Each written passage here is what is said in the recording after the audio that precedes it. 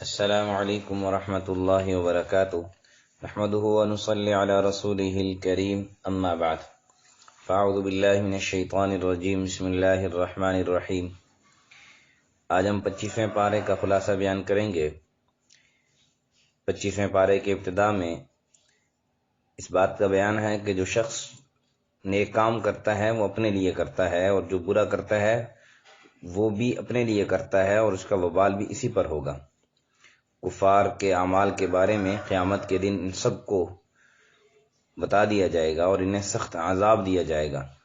اس کے بعد تخلیق کائنات کی طرف اشارہ کر کے لوگوں کو اللہ کی طرف بلایا گیا اور اس کے حضور میں پیش ہو کر محاسبہ اعمال کا تصور دلایا گیا ہے۔ پھر اس کے بعد سورہ شورى شروع ہوتی ہے۔ سورہ شورى کے ابتدا میں رسول پاک صلی اللہ علیہ وسلم سے ارشاد ہے کہ جیسے آپ صلی اللہ علیہ وسلم سے پہلے انبیاء پر وحی آتی تھی اللہ کی طرف سے، اسی طرح آپ پر بھی وحی نازل ہو رہی ہے، اور قرآن کے نازل کرنے کا مقصد لوگوں کو اللہ کی طرف بلانا ہے اور اللہ کے عذاب سے ڈرانا ہے۔ جو لوگ نہیں مانتے اللہ ان کو دیکھ رہا ہے، آپ صلی اللہ علیہ وسلم غم نہ فرمائیں، گنہگاروں کے لیے کوئی بھی حامی اور مددگار نہیں ہوگا۔ اس کے بعد اللہ تعالیٰ کی حکومت اور اس کی قدرت تخلیق کا بیان ہے، اور پھر ارشاد ہوا کہ تمہارے لیے وہی دین مقرر کیا جو نوح علیہ السلام، حضرت ابراہیم علیہ السلام اور دوسری انبیاء علیہ السلام کا تھا، یعنی توحید۔ کفار کو یہ عقیدہ توحید بہت گران تھا، اس لیے آپ صلی اللہ علیہ وسلم تبلیغ فرماتے جائیں اور ان کی خواہشات کی پیروی مت کریں۔ قیامت آنے والی ہے اور روز حشر میں سب فیصلہ ہو جائے گا۔ پھر اگلے رکوع میں فرمایا کہ جو شخص آخرت کا اجر مانگتا ہے اسے وہاں پر ترقی کے ساتھ اجر ملے گا، اور جو صرف دنیا میں اجر مانگتا ہے اسے یہاں مل جائے گا، لیکن آخرت میں اس کے لیے کوئی حصہ نہیں ہوگا۔ اس لیے مسلمان کو چاہیے، جس کا سورہ بقرہ میں بھی اس کا تذکرہ تھا، مسلمان کو چاہیے کہ مسلمان دنیا بھی اللہ سے مانگے اور آخرت بھی اللہ سے مانگے۔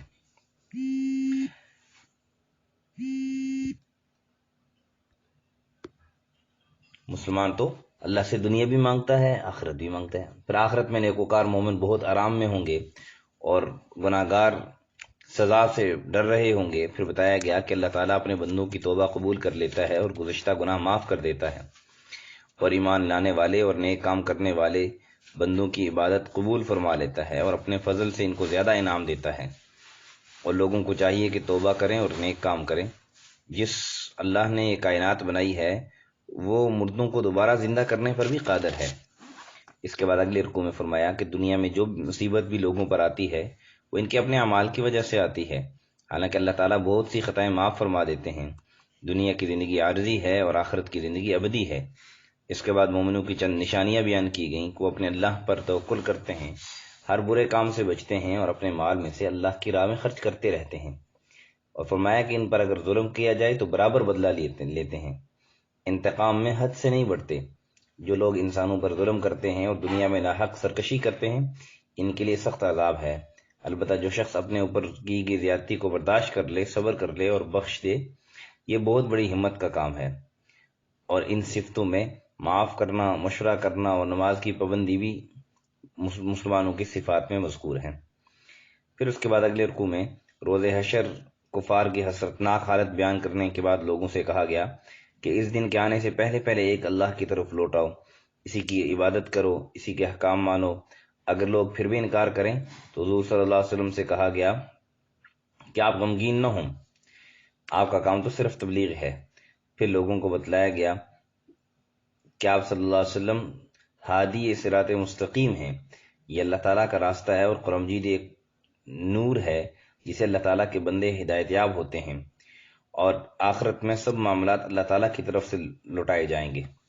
اور اس رکوع میں اس بات کا بھی تذکرہ ہے کہ انسان کو جو اللہ تعالیٰ اولاد دیتا ہے تو یہ اللہ تعالیٰ کا اختیار ہے کہ اللہ تعالیٰ کسی کو نارینہ اولاد دے، کسی کو مؤنث دے، یعنی بیٹی دے، بیٹا دے، دونوں دے، دونوں نہ دے، یہ سب اللہ تعالیٰ اس پر قادر ہے۔ اور پھر اگلے اس کے بعد سورہ زخرف شروع ہوتی ہے۔ قرآن مجید کی قسم کھا کر سورہ زخرف کی ابتدا میں بتایا گیا کہ قرآن مجید لوگوں کے لیے ہدایت اور رہنمائی ہے۔ کیا کفار سرکشی کی بنا پر اللہ تعالیٰ سے اس ذریعہ ہدایت کو ایک طرف ہٹا لیں؟ ایسا نہیں ہو سکتا۔ اس کے بعد اللہ تعالیٰ کی قدرت تخلیق کے آثار کی طرف توجہ دلائی گئی۔ پھر کفار کے باطل اعتقادات کا ذکر ہے جو اللہ تعالیٰ کے بارے میں رکھتے ہیں۔ پھر فرشتوں کے بارے میں ان غلط خیالات کا رد ہے کہ ان کے اس خیال کہ ہم اپنے آبائی دین پر قائم رہیں گے، یہ کہہ کر باطل کیا گیا کہ دیکھو تو ہدایت کس طرف ہے۔ یقیناً رسول پاک صلی اللہ علیہ وسلم جو کچھ تمہیں بتا رہے ہیں اسی میں ہدایت ہے، اور اگر پھر بھی تم نہ مانو تو دیکھو اللہ کے جھٹلانے والوں کا پہلے کیا انجام ہوا ہے۔ پھر اس کے بعد اگلے رکوع میں حضرت ابراہیم علیہ السلام نے توحید کا جو پرچار کیا اور آنے والی نسلوں کو اس کی تاکید فرما گئے۔ اللہ تعالیٰ ان کو خوب ساز و سامان اللہ نے ان کو دیا تاکہ ان کے پاس رسول مقبول صلی اللہ علیہ وسلم پہنچ گئے اور قرآنی آیا احکام اترنے لگے، اور قرآن کے احکام سن کر کفار کہتے تھے یہ تو جادو ہے، ہم اسے نہیں مانتے۔ سرکشی کی بنا پر کفار حضور صلی اللہ علیہ وسلم کے بارے میں بھی باتیں بنانے لگے۔ ان کفار کی ترقی اور ان کے مال و دولت سے مومنوں کو پریشان خاطر نہیں ہونے چاہیے۔ یہ صرف فانی زندگی کا ساز و سامان ہے، آخرت کی عزت پرہیزگاروں کے لیے ہی ہے۔ اس کے بعد اگلے رکوع میں زندگی میں کفار جن شیطان کی پیروی میں دین حق سے انکار کرتے تھے اس کا بیان ہے۔ پھر رسول پاک صلی اللہ علیہ وسلم سے کہا گیا کہ آپ صلی اللہ علیہ وسلم قرآن پر قائم رہیں کیونکہ آپ بالکل سیدھے راستے پر ہیں۔ اس کے بعد حضرت موسیٰ علیہ السلام اور فرعون کے واقعات کو دہرا کر ثابت کیا گیا کہ دین حق سے انکار کرنے والوں کے انجام عبرتناک ہوتا ہے۔ پھر حضرت عیسیٰ علیہ السلام کے بارے میں اعتراضات کا بیان کیا گیا اور بتایا گیا کہ حضرت عیسیٰ علیہ السلام تو اللہ تعالیٰ کے ایک بندے تھے جن پر اللہ تعالیٰ نے اپنے فضل و انعام کیا تھا، اور انہیں بنی اسرائیل کے لیے ایک نمونہ بنا کر بھیجا گیا تھا۔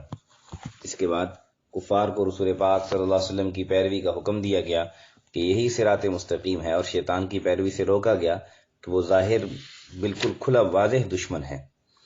اس کے بعد قیامت کے دن نیکوکاروں کے لیے بے خوف اور بے غم ہونے کا ذکر، پھر جنت کی نعمتوں کا بیان، اس کے بعد گناہگاروں کی سزا کا بیان، دوزخیوں کی منتظمین کے درمیان جو گفتگو ہوگی وہ نقل کی گئی، اور اللہ تعالیٰ کی تعریف بیان کی گئی کہ اللہ تعالیٰ کی کوئی اولاد نہیں، اس کی حکومتوں اور وسعتوں کو کون پا سکتا ہے، جھوٹے معبودوں قیامت کے دن مشرکوں کی کوئی سفارش جھوٹے معبود نہیں کر سکیں گے، اس کا ذکر ہے۔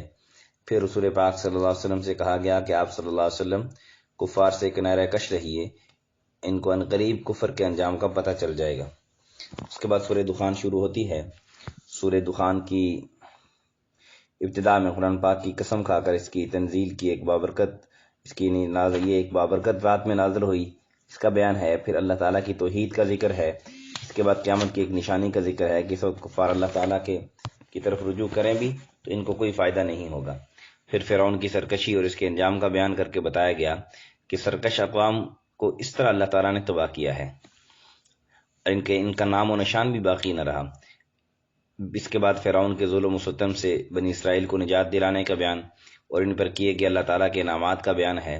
پھر بتایا گیا ہے کہ زمین و آسمان اللہ تعالیٰ نے کسی حکمت کی وجہ سے بنائے ہیں، سب معاملات قیامت کے دن طے کر دیے جائیں گے، اس روز کوئی کسی کے کام نہیں آئے گا سوائے اس کے کسی پر اللہ تعالیٰ رحم فرما دے۔ پھر دوزخیوں کی خوراک کا بیان ہے کہ وہ پیٹوں میں کھولتے ہوئے پانی کی طرح ان کی پیٹھوں میں ابلے گا، اور کفار کے بارے میں حکم ہوگا کہ ان کو پکڑو، گھسیٹتے ہوئے دوزخ کے اندر لے جاؤ، پھر ان کے سر پر کھولتا ہوا پانی ڈالو۔ کفار کو بتایا جائے گا کہ یہی وہ ہے جس کے بارے میں تم کو شک تھا۔ اس کے بعد ایمان والوں پر کیے جانے والے انعامات اور ان کے عیش و آرام کا بیان کیا گیا۔ پھر سورہ جاثیہ شروع ہوتی ہے۔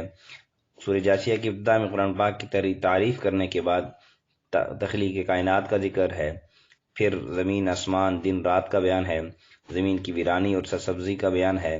کفار کی توجہ ان نشانیوں کی طرف دلا کر کہا گیا جو کہ گناہگار لوگ اللہ تعالیٰ کے احکام سننے کے بعد تکبر کا اظہار کرتے ہیں اور اللہ تعالیٰ کے احکام کا مذاق اڑاتے ہیں، ان کے لیے سخت عذاب ہے۔